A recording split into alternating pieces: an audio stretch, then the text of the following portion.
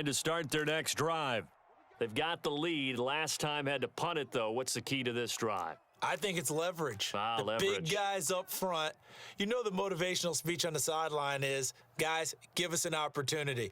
Protect the passer, create space for our runners, and let's go ahead and get these guys. Low man wins. Let's go do it on this drive.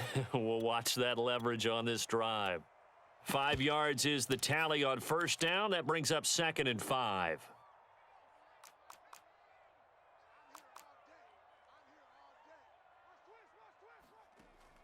Back to throw. Pickett. Looking middle, and it's incomplete. A lot of times it's that first read that you have. Maybe you get it in pre-snap, and he locked in on his target, but he was covered quite well, and that one's incomplete.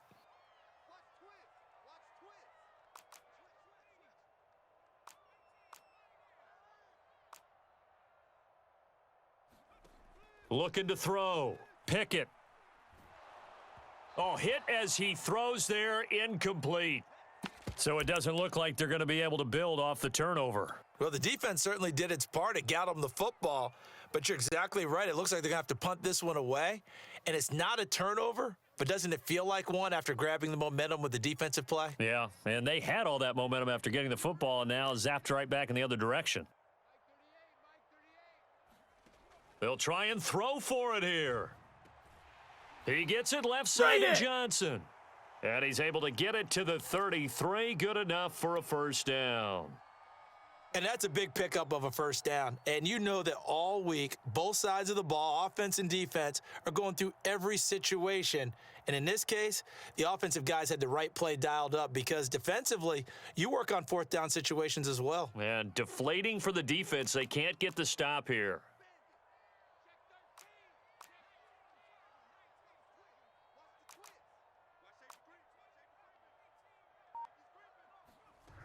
They'll run on first down. Harris, and he'll take this ahead for about 4. 2nd down coming up. Well, at the end of all that hitting and hollering, it was a 4-yard run, so the offense is going to go back to huddle and feel pretty good about themselves. Defensively, you have to feel okay because you didn't let it turn into a bigger run, but the goal, shut it down for 2 yards or less. That's when you start to feel good about yourselves. From the 37, they work on 2nd and 6. On the give, this is Harris. And they will only muster a yard here to the 38. Well, not a huge game there as we head towards the 2-minute warning. It'll be interesting to me to see what they decide to do after the timeout. 2 minutes on the clock, second quarter, 7-0 ball game.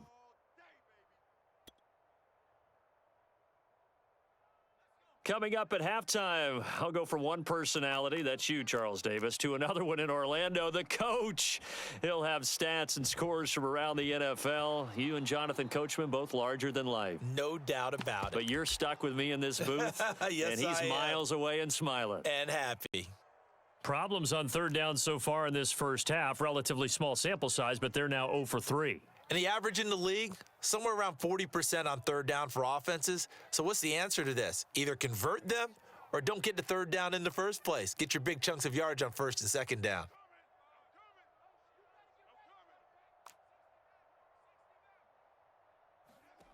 They're going to try and throw. Completing it here to Marvin Jones. And finally, he is out of bounds, but not before taking it down near the 15. From their own territory, an incredible play on 4th down. So the big play means just like that, they'll operate from the red zone now on 1st down. On 1st down, Harris. And he'll get it here to the 10-yard line. The Jaguars going to go ahead and use their first timeout as they'll talk things over prior to this upcoming 2nd down play.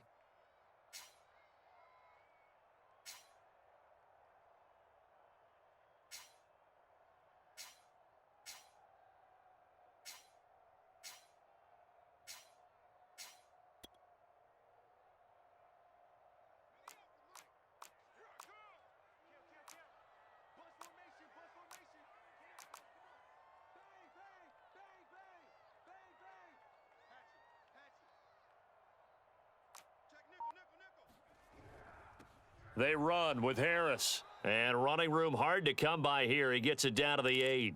Only a yard on the pickup there, and it'll bring up a 3rd down.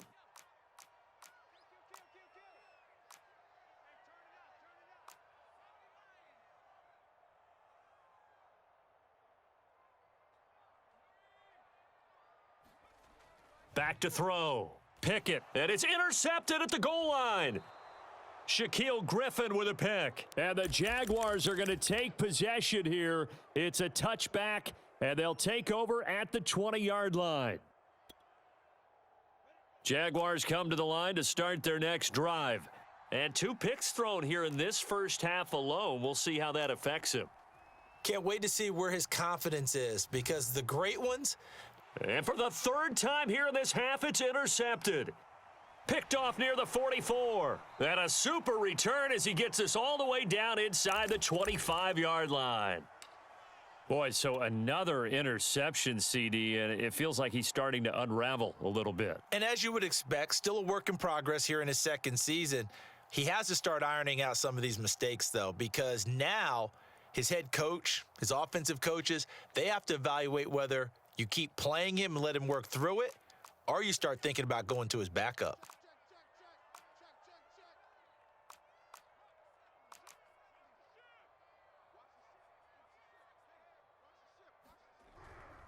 They'll run on 1st down. Harris, and he is brought down at the 22 after a gain of 2, and it brings up 2nd down.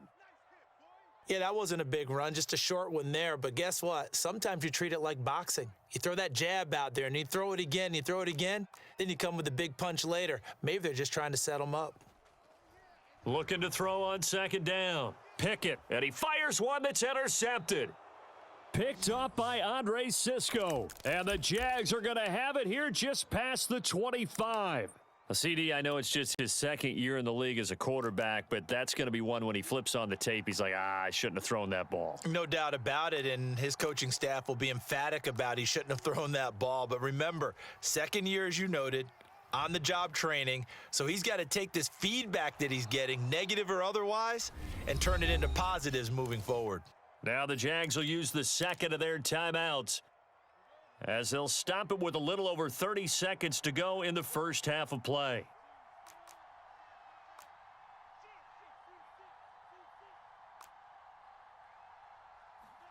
From midfield now, Lawrence. And that one drops down, incomplete. Good coverage there, forced the ball free, and it's 2nd down. And I think they'd be well served to take that type of a physical approach against him the rest of the game. He's had his way so far, but on that last one, that worked quite well for the defense.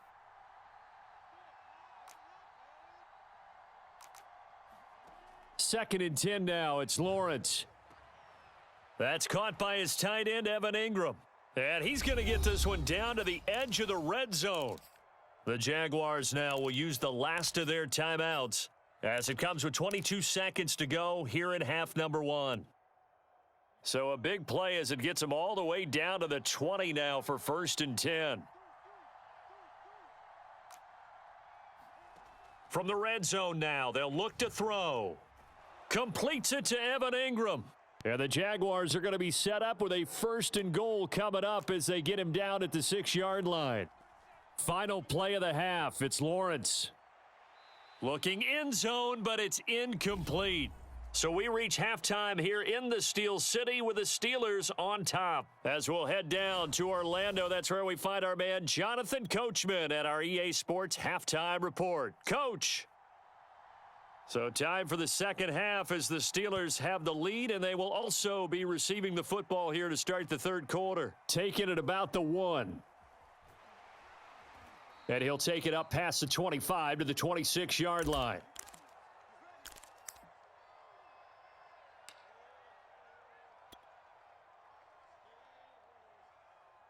The Steeler offense here about ready for their next drive. And Charles, they've got the lead. Put your coaching hat on here now. What's the game plan for the second half?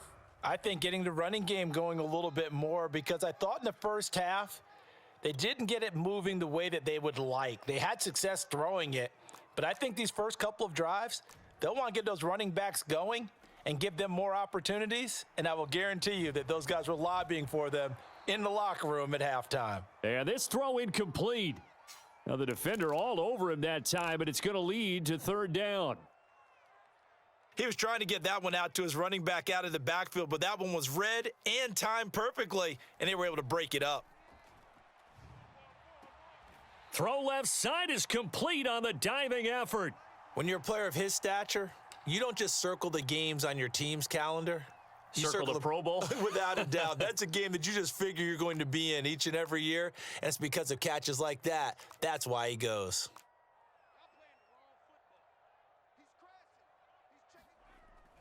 On first down, it's Harris, and he can only manage to get a couple.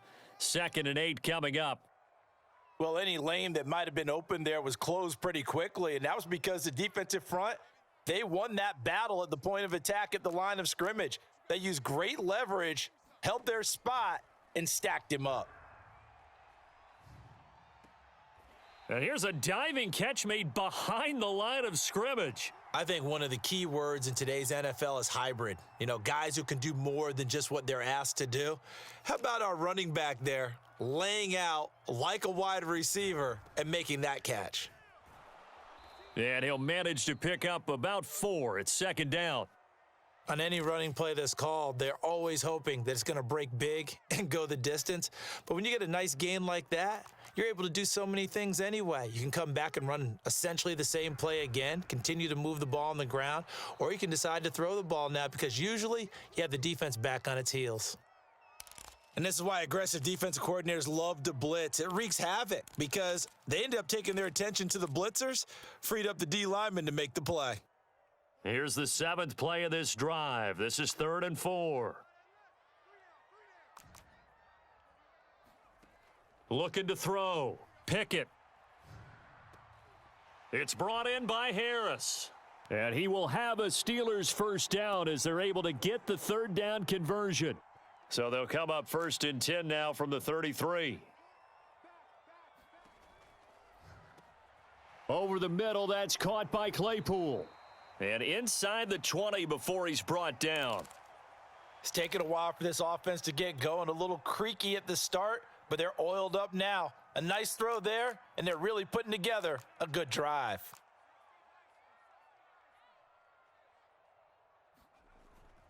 They'll run on first down. It's Harris. And he'll get this one down to about the 17. Just a yard on the first down carry, so it's 2nd and 9.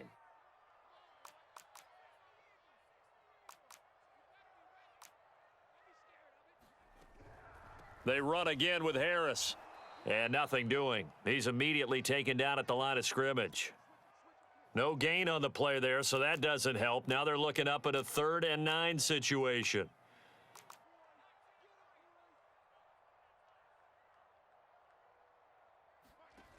Off the play fake. Pickett.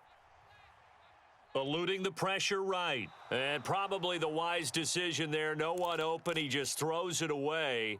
And that keeps the field goal on the table as it's 4th down. And Boswell's kick is good. And the lead moves to 10-zip. So they're able to build on things here with a field goal. But, you know, the question is how much longer can they really rely on their defense to pitch a shutout? That's a great question because, you know, the guys on the other sideline are saying, give us the ball. We want another shot at this. So, yes, tight game. You'll take the 3. But this game, it's far from over.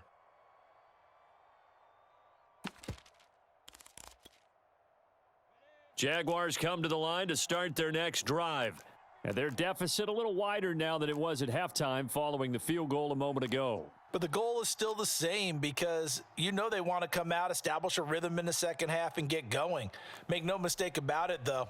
Kicking field goals, not in their game plan. They need to get the ball in the end zone. He's going to be dropped following a pickup of 7 past the 30 to the 32. Nice rhythm throw there on first down. He located his tight end, made it a nice easy pitch and catch. Hoping he can break a tackle or two. Wasn't able to do that there, but still good yardage. Looking to throw again on 2nd down. Lawrence. That's caught on the left side by Kirk. And he gets this up across